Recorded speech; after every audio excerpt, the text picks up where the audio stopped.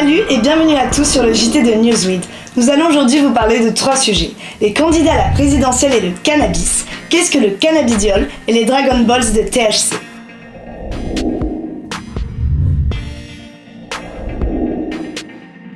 Prohibition, contraventionnalisation, dépénalisation, légalisation. C'est la première fois qu'un scrutin présidentiel français se prononce autant sur le sujet du cannabis, reflet de ce qui se passe à l'étranger, mais signe aussi que la situation française a besoin d'un changement. Voici la position des candidats à l'élection présidentielle française sur le cannabis. Évacuons rapidement les personnes qui ne se prononcent pas. Jacques Cheminade, François Asselineau, Jean Lassalle et Nicolas Dupont-Aignan n'ont pas exprimé d'avis sur la question du cannabis. Pour Lutte ouvrière, Nathalie Arthaud n'est pas claire sur le sujet. Elle avoue bien volontiers que la répression ne marche pas et que la question de la légalisation ne doit pas être exclue, sans toutefois se positionner clairement sur le sujet.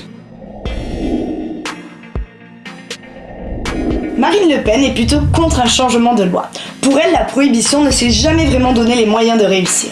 Elle explique également que partout où la dépénalisation a été actée, je cite, ça a été dramatique. On ne saurait trop lui conseiller de regarder au Portugal. François Fillon ne va pas plus loin. Bien qu'ouvert à un débat, il donne les mêmes arguments que Marine Le Pen, à savoir que les exemples de dépénalisation n'ont pas fonctionné, par exemple aux Pays-Bas.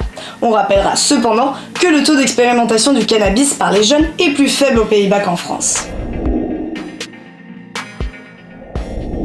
Après avoir hésité à se positionner, Emmanuel Macron l'a dit très clairement. Il est contre la légalisation, mais pour la dépénalisation. Plus précisément, la contraventionnalisation. Une personne prise avec du cannabis ne risquerait plus qu'une amende.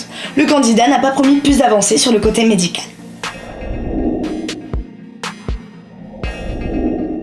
Philippe Poutou et le nouveau parti anticapitaliste se positionnent en faveur d'une légalisation pour ne plus faire du consommateur un délinquant. Peu de détails sur la méthode. Benoît Hamon du PS et Jean-Luc Mélenchon de la France Insoumise sont tous deux en faveur d'une légalisation du cannabis pour les adultes, avec une rhétorique commune.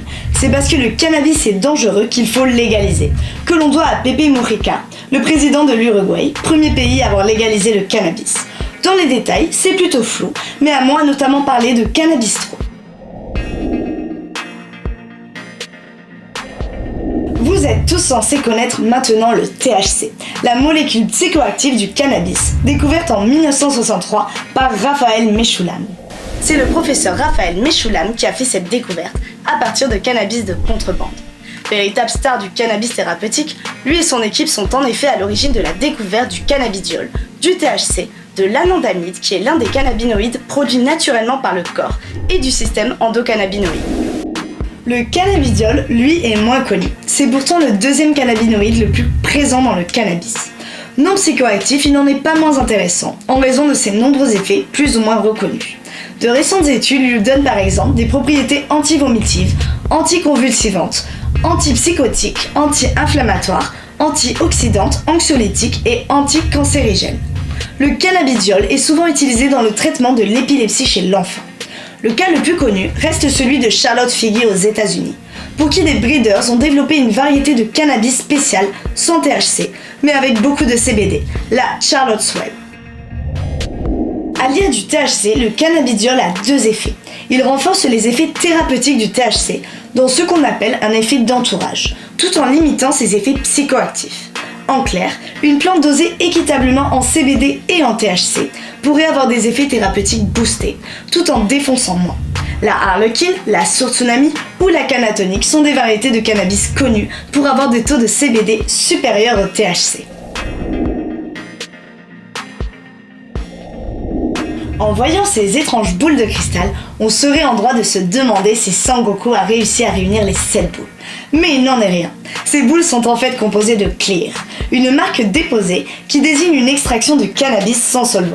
Dans chaque boule, 3 mg de THC quasiment pur. Ses créateurs du laboratoire Extract à Seattle l'ont appelé Dragon Balls, en référence au manga populaire. Et pour tout amateur du 710, on imagine que tenir une de ces boules dans les mains peut ressembler à une expérience quasi religieuse.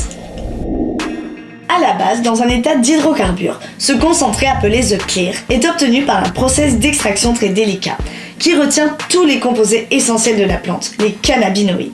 Après un passage dans des béchers et autres serpentins de laboratoire, le produit final est recueilli dans un récipient en verre, tel une épaisse potion d'or. Le clear est ensuite garni de terpènes et vendu aux alentours de $100 le gramme aux consommateurs médicaux californiens. La forme de Dragon Ball est d'ailleurs antérieure à l'ajout des terpènes. Les terpènes viennent liquéfier la structure de l'extraction et rendent le clear administrable en sublingual, mais aussi consommable en dab. Merci à tous de nous avoir suivis, on se retrouve dans 15 jours pour un nouveau JT. Et d'ici là, on n'hésite pas à liker et à partager un max. Merci à tous.